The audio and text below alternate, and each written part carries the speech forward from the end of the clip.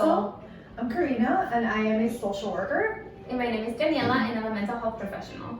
So as we continue with the launch of our blog and our social media, we just wanted to give you guys an opportunity to get to know us a little bit as individuals and as professionals. So today I'm gonna ask Karina some questions about her career, where she's at, and then she's gonna ask me some questions so you guys get to know us a little better. So let's get going. So I have my questions here on my phone, and I'm gonna try to divide my questions between like school and then work, so everyone is on the same page and it doesn't look so random. So let's just start with school, right? So I wanted to know a little bit about your graduate program, like what's the name, where did you do it, and how long it took you to complete it. So I completed my graduate program at the University of Louisville, Kentucky. When people see it on my resume, they're confused. They think that I studied in another state, but actually I did it completely remotely. It was an incredible program. I did it in 2 years' time. I did the full-time track.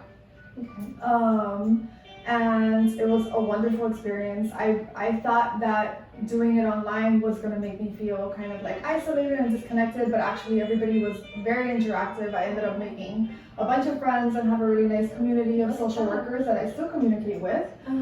It took me 2 years, if I didn't say that already, and I graduated in May of last year with my master's in social work. Okay.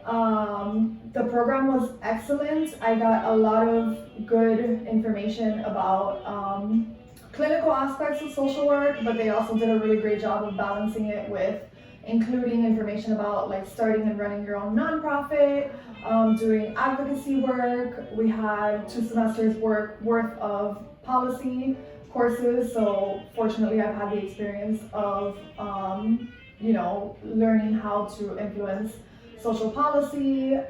So it was an excellent program. I absolutely recommend it to everybody, and I'm really proud of my alma mater. Awesome. Okay, thank you for that. And now let's see if I have more questions about school. Where are you right now in your career? Like, I hear that you completed your master's program last year. So what are you doing right now exactly? So currently I am a registered intern. I am working towards my licensure. My ultimate goal, of course, is to be an LCSW. So that's where I'm at, and hopefully in about 1.5 years, I should be obtaining my licensure. I have not taken my exam yet, but I'm studying for it. Great. And currently what I'm doing to complete my hours towards licensure is I'm working as a therapist for a great organization that is local, and I'm doing teletherapy and individual therapy in person. Got it. Okay. And now, in terms of school and career as a social worker, if you had 18-year-old Karina sitting in front of you, what would you tell her? For advice. I don't have a lot of regrets about my education. I did my undergraduate in psychology, which I think that I gained a lot of valuable information. I've always kind of like known what I wanted to do. I think that a lot of people struggle with that and they kind of have to experiment. I did not have that experience.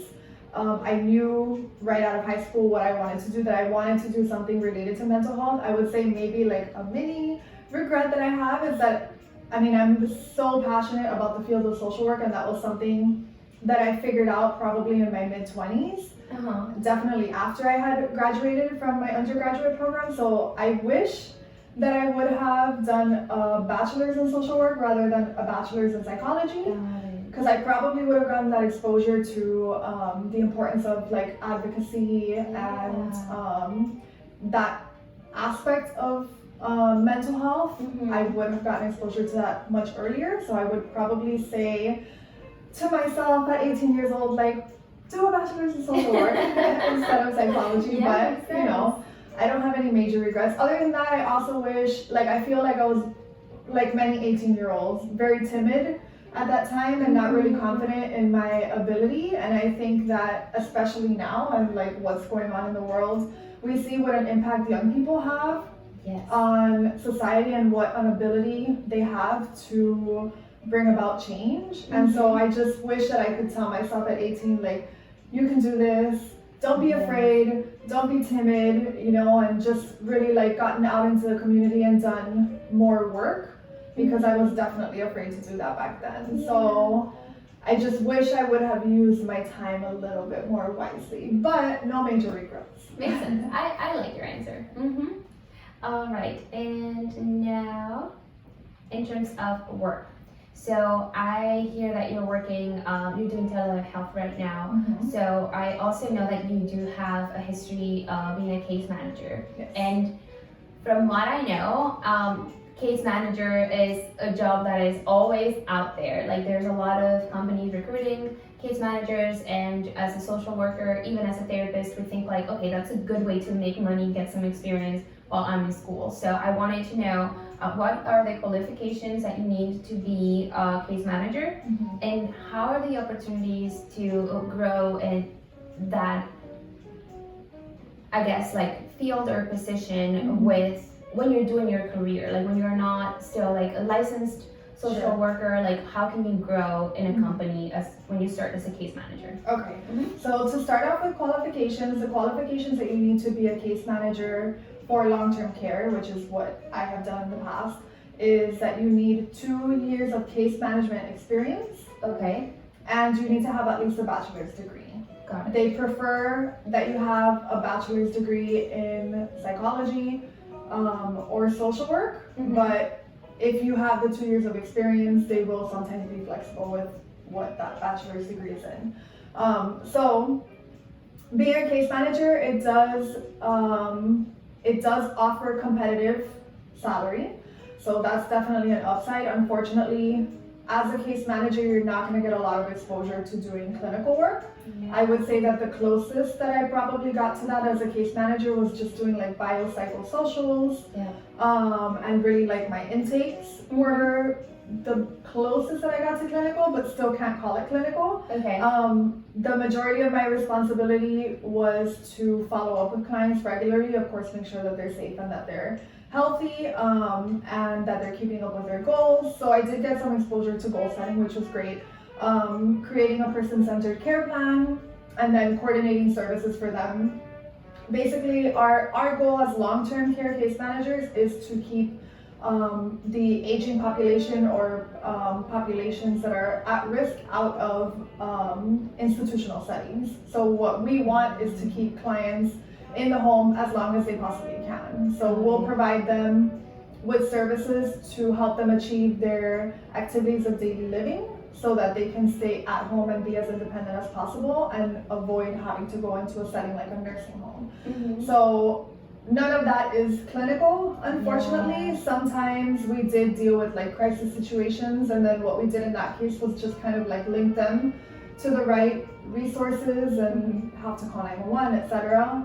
But it never got to the point where we were like intervening ourselves in any significant way. It was really more just linking our clients to the right resources, which was great exposure for me, because it really I learned a lot about that aspect of social work, but I'm also very passionate about the clinical part of social work. And since I've gotten my master's degree now, I feel like I've come to a point in my career where I can combine the two and really be a great advocate and healer at the same time for my clients. So 100% recommend case management for anybody that has a bachelor's degree and might be working towards their master's degree. The great thing about case management also is that typically those jobs are very flexible. You work on your own schedule. We worked remotely. We were only required to come into the office once a month. Wow. So that was great for school. As far as where I am now in my career, I'm still working for the same agency where I did case management. I was promoted after 2 years of being a case manager to case management supervisor. Case management supervisor has the same requirement for qualifications that case manager does. It's really just a matter of moving up in the company. Obviously it pays better. So what you do as a case management supervisor is essentially just manage a team of case managers. You know, it's more like pooling reports, making sure that you're providing support to your team if they have any questions or if anybody's training, intervening when there's any difficult situations with clients or any like complex situations, maybe that a case manager is a little bit inexperienced or nervous to deal with. You would intervene in, obviously like taking any corrective action against case managers, etc. So that's what the supervisor position entails. And then a year after working in that position, I was promoted to be a trainer and a quality improvement auditor. Okay. So probably 75% of my job is to do training.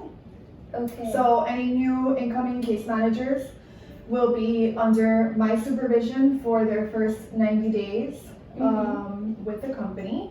So essentially what I'm doing is whatever classroom training that they get, I'm taking them out into the field and kind of like doing the practical application of their classroom training. So I take them out to meet their clients. They are assigned like a small caseload in the beginning, and I basically am like very hands-on with them as they work that caseload, and they still kind of like get their feet wet and they learn.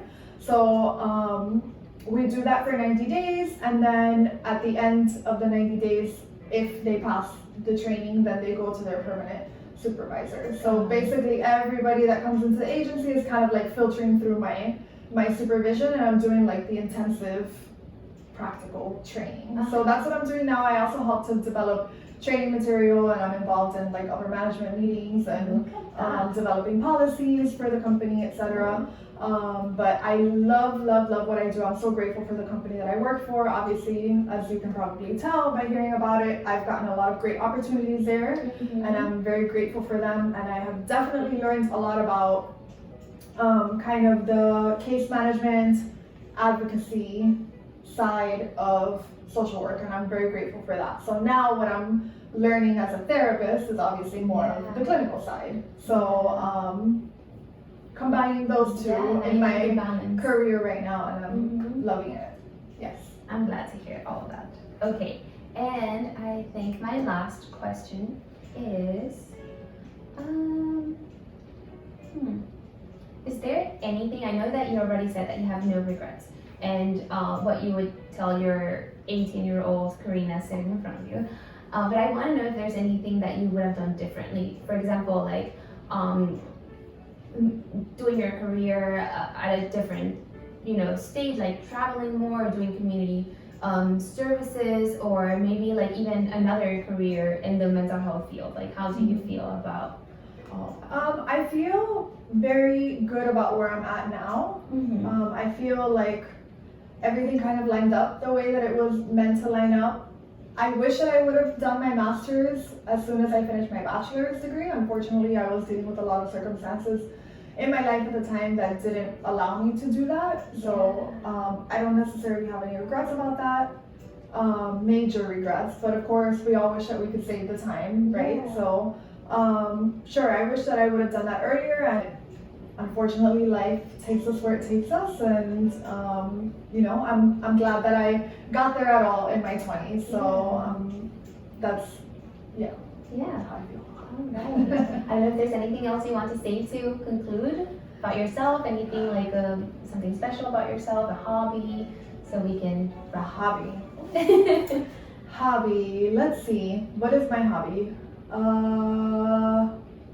I've been working so much that I forget what I should outside of work. Don't do that, guys, self-care.